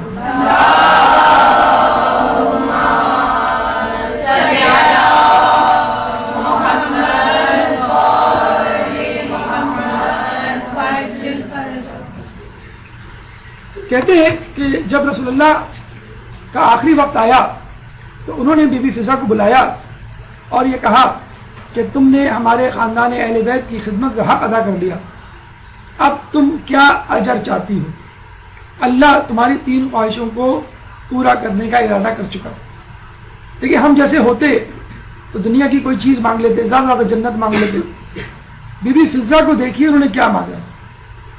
پہلی خواہش انہوں نے کہا کہ میں اکثر زینب اور حسین کو آپس میں سرگوشیاں کرتی ہوئی سنتی ہوں. ایک کہتا ہے میں سر دوں گا, دوسری کہتی ہے میں چادر دوں گی. چنانچہ میں چاہتی ہوں کہ میں کربلا کے واقعے تک زندہ رہوں. نمبر 2, نہ صرف زندہ رہوں بلکہ سفر کربلا میں ان کے ساتھ جاؤں اور یہ مجھے اپنے ساتھ لے چلنے پر راضی ہو جائے. نمبر 3, میرے اندر اتنی طاقت ہو کہ بی بی زینب اور امام حسین کی خدمت کر سکوں. اس پورے سفر میں جو مصائب ان پر آئے ان کو ان کے لیے کم کر سکوں کسی طرح, یا کم از کم کوشش کر سکوں اور ان کی غمگسار اور ساتھی بن جاؤں. کہتے ہیں کہ جب کسی شخص نے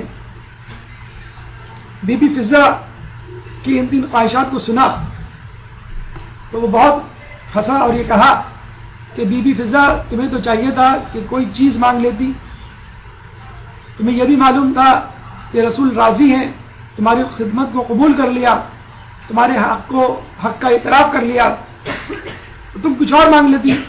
تو بی بی فضہ نے کہا کہ اگر تم میری جگہ ہوتے تو تم کیا مانگتے؟ تو اس شخص نے کہا میں تا قیامت زندگی مانگتا کہ اللہ مجھے قیامت تک زندہ رکھے. دوسری خواہش میں فرمائش یہ کرتا کہ اللہ قیامت تک مجھے دنیا کی حکومت دے دے. اور تیسری خواہش جنت, یعنی مرنے کے بعد جنت, یعنی مرنے سے پہلے حکمرانی پوری دنیا کی اور مرنے کے بعد جنت, یعنی رہ کا گیا. اب آپ خود دیکھیے, دیکھا جائے تو مانگنے والا بھی بڑا چلاک تھا, اس نے دنیا بھی مانگ لی اور آخرت بھی مانگ لی. لیکن بی بی فضہ کا جواب سنیے, انہوں نے کہا کہ یہ تینوں چیزیں تو میرے پاس پہلے سے موجود ہیں. سنیں, پہلا اس نے کیا مانگی, پہلی خواہش کا کیا اظہار کیا, تا قیامت زندگی. تو بی بی نے کہا کہ جو اہل بیت کی محبت میں مر جائے وہ ہمیشہ زندہ رہتا ہے, قیامت تک زندہ رہنے کے برابر ہے. اگر شہید زندہ رہ سکتا ہے تو در اہل بیت کا نوکر مرنے کے بعد زندہ کیوں نہیں رہ سکتا. نمبر 2, تو نے کہا کہ دنیا کی حکومت مل جائے تا قیامت. ارے سیدہ کے گھر کی غلامی دنیا کی حکومت سے بہتر ہے, اس میں جو لذت ہے وہ دنیا کی حکمرانی سے زیادہ ہے, بہتر ہے. نمبر 3, تو نے کہا کہ جنت مل جائے تو زہرا کے گھر کے علاوہ بھی کسی اور کے پاس جنت ہے. جنت کے سردار یہاں, جنت کی عورتوں کی سردار یہاں, جنت اور جہنم کو تقسیم کرنے والا یہاں, تو اس گھر کے علاوہ جنت کے ٹھیکیدار کہاں. یہ تھا بی بی سیدہ کا جواب. ایک درود پڑھتے محمد علی محمد.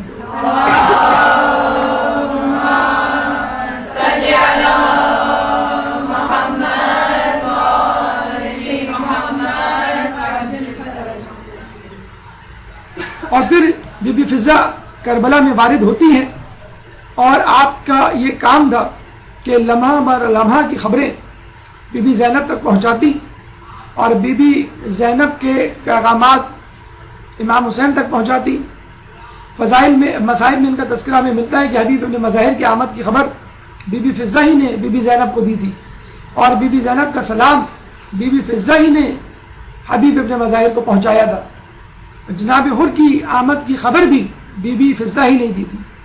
حتیٰ کہ یہ بھی ملتا ہے کہ جب امام مظلوم یا بی بی زینب لاشوں کو اٹھاتے یا میدان کربلا کی طرف جاتے تو بی بی فضہ ان کے ساتھ ساتھ جاتی اور لاشیں اٹھانے میں ان کی مدد کرتی. اور پھر عصر عاشور کا وقت آیا, امام نے اپنے گھر والوں کو سلام کیا, یا زینب و یا ام کلثوم و یا رقیہ و یا سکینہ و یا رباب علیکن منی سلام. اے زینب, اے ام کلثوم, اے رقیہ, اے سکینہ, اے رباب, تم سب پر میرا سلام. اس سلام میں اگر بی بی فضہ کو بھی شامل کر دیتے تو کیا تھا, لیکن بی بی فضہ کا الگ سے مقام و مرتبہ بتلانا مقصود تھا. جب جا رہے تھے تو بی بی فضہ در خیمہ کیا پردہ اٹھائی کھڑی تھی. امام نے الگ سے ان کو سوال کیا, یا فضۃ علیک منی سلام, اے فضہ تم پر بھی میرا سلام. جس طرح رسول اللہ نے بی بی فضہ کی دعوت کو الگ سے قبول کیا اور یہ نہیں کہا کہ بس تمہاری دعوت بھی ان چاروں کی دعوت کے ساتھ ہو گئی. امام نے یہ نہیں کہا کہ تم پہ بھی سلام جس طرح ان پانچوں پہ سلام, الگ سے سلام جو ہے بی بی فضہ کے لیے دیا. اور آپ کو معلوم ہے سلام کا مطلب ہوتا ہے دعا, کہ تم پر سلامتی ہو, اور امام کی دعا مستجاب الدعوات ہوتی ہے. امام خود مستجاب الدعوات ہے, اس کی دعا قبول ہوتی ہے. تو یقیناً بی بی فضہ پہ سلام ہوا.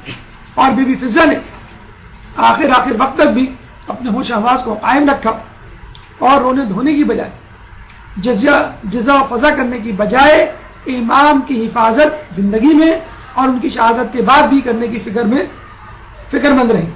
جب لاشیں کو پامال کرنے کی باری آئی تو انہوں نے بی بی زینب کو خبر دی. بی بی زینب نے کہا کہ دیکھو, اس نینوا کے جنگل میں ایک شیر رہتا ہے, وہ مولا کا ہمدرد خیر خواہ ہے, اس کو بلا لاؤ.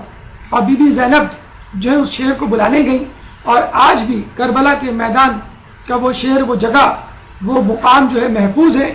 ایک گلی ہے جو آپ جاتی ہیں کف عباس سے تھوڑا سا آگے, یہ مقام فضہ یا مقام شیر فضہ ہے, کہ جہاں اب اس شیر کا مجسمہ انہوں نے نصب کر دیا ہے.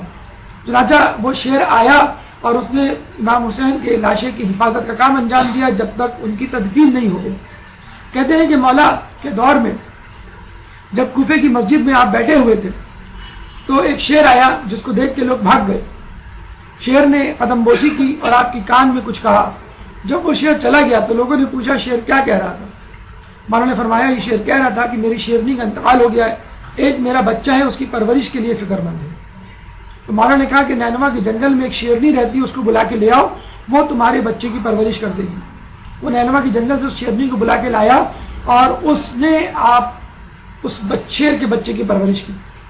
کئی سال بعد وہ شیرنی اس شیر کے بچے کو لے کر آئی جو اب تنومند جوان ہو چکا تھا. تو شیرنی نے کہا میرے لیے کیا حکم ہے. تو مولا نے کہا کہ اس شیر کو, یعنی بچے کو, جب بڑا جوان شیر بن چکا تھا, کہ اسی نینوا کے جنگل میں چھوڑ دو, کہ ایک وقت آئے گا کہ یہ میرے اہل بیت کی خدمت کرے گا, ان کے کام آئے گا. اور وہ شیر وہی تھا جس کو بی بی فضہ نے آواز دے کر بلایا تھا, اور اس شیر نے پھر امام حسین کے جسد خاکی کی لاشیں کی حفاظت کی تھی. اور سورہ یاسین آیت نمبر 12 میں ہمیں یہ پیغام ملتا ہے کہ امام کا حکم, امام کی حکومت نہ صرف انسانوں بلکہ جانوروں پر بھی ہوتی ہے. وَكُلَّ شَيْءٍ أَحْصَيْنَاهُ فِي إِمَامٍ مُبِينٍ, اور ہم نے ہر چیز کو امام مبین میں جمع کر دیا. لوگوں نے پوچھا کہ کیا اس سے مراد قرآن شریف ہے, کیا اس سے مراد توریت ہے, کیا اس سے مراد زبور ہے, کیا اس سے مراد انجیل ہے. تو رسول اللہ نے منع کر دیا. اور جب امام علی آتے ہوئے نظر آئے تو کہا اس سے مراد مولا علی کی ذات ہے. چنانچہ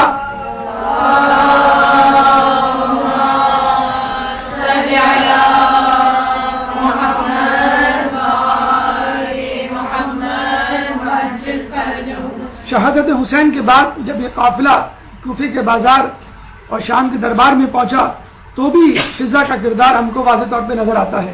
حالانکہ 70 کے عشرے میں پہنچ چکی تھی, لیکن اس کے باوجود خدمت اہل بیت سے ایک لمحے کی بھی غفلت نہیں برتی. کہتے ہیں کہ بازار کوفہ میں جتنے کوڑے بی بی زینب پر پڑے, تمام کوڑوں کو بی بی فضہ نے اپنے جسموں پر روکا. اور اس کے بعد دربار شام میں جب اہل بیت کی خواتین کو لے جایا گیا اور یزید ملعون نے اہل بیت کی خواتین کو دیکھنے کی ناپاک جسارت کی تو بی بی فضہ اس کے اور اہل بیت کی خواتین کے درمیان ایک رکاوٹ بن گئی. یزید ملعون نے کہا کہ اس عورت کو میرے سامنے سے ہٹاؤ. تو بی بی فضہ کو طیش آ گیا اور وہاں کھڑے ہوئے حبشی غلاموں کو کہا کہ تمہاری غیرت کو کیا ہو گیا ہے کہ تمہارے قبیلے کی ایک عورت کو ایک شخص للکار رہا ہے اور تمہیں جوش نہیں آتا. چنانچہ وہاں پہ کھڑے حبشی غلاموں نے اپنی تلواروں کو نیام سے نکال لیا اور یزید کو یہ کہا کہ اگر تم نے اس حبشی عورت کو کچھ کہا تو یہاں پر ہم خون کی ندیاں بہا دیں گے. یہ بی بی فضہ کا کردار. بی بی فضہ کی خدمت 11 سال کی عمر سے لے کر مرتے دم تک، اور اب ان کا روزہ مبارک آخری آرام گاہ بھی شام میں بی بی زینب کے روزے کے ساتھ کہ مرتے دم تک اہل بیت کی خدمت سے غفلت نہیں برتی. جب جزا مانگنے کی باری آئی تو بھی جزا میں اپنے انعام کی بجائے مزید خدمت مانگی. بادشاہت کے طور طریقوں اور شہزادیوں کے طور طریقے کو چھوڑ کر جو بی بی فضہ اہل بیت کی کنیزی میں آئی. ہم بڑے فخر سے جو اپنے فیس بک پہ اسٹیٹس لکھ دیتے ہیں کہ I am a princess and princess doesn't do work. تو بی بی فضہ بھی پرنسس تھی، بی بی فضہ بھی شہزادی تھی.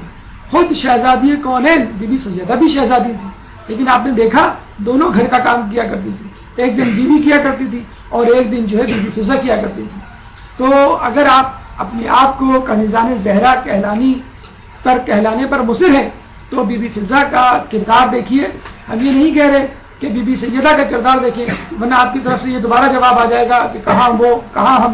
ہم یہ کہتے ہیں کہ آپ ان کی کنیزوں کا کردار دیکھیں، آپ مولا کے غلاموں کا کردار دیکھیں جو غلامی کا دعویٰ کرتے ہیں، اور یہ دیکھیں کہ انہوں نے اپنے علم اور تقویٰ اور خدمت کو جس طرح شعار بنایا اور جس طرح مرتبہ اور مقام حاصل کیا. کیا ہم اس مرتبہ مقام کی جستجو میں سنجیدہ ہیں؟